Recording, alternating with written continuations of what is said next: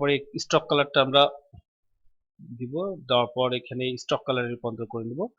এখানে right button click করে create আউটলাইনসে click করব। ক্রিয়েট আউটলাইনসে ক্লিক করার পর পেইন্ট টুল সিলেক্ট করে জাস্ট আমরা একটা লাইন রাখবো, এতগুলো লাইন রাখবো না, ক্রিয়েট করে দেব। রাইট বাটন ক্লিক করে আনগ্রুপ, আবার right button click release compound path, এখানে ক্লিক করব। এই যে আমরা শেপটা তৈরি করলাম এর আরেকটা অল্টার সিলেকশন করে নেব দুটো একসাথে। তারপর ব্লেন্ড টুল সিলেক্ট করে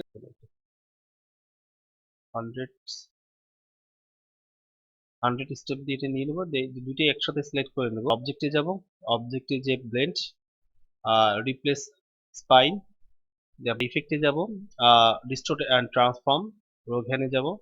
এখান থেকে সাইজের অপশনটা আমরা বাড়িয়ে দেবো একটু, তারপর ডিটেলসটা বাড়িয়ে দেবো, ডিটেলটা বাড়িয়ে দেবো। ডিটেল যত বাড়বো প্রশ্নটা ততটুকু সুন্দর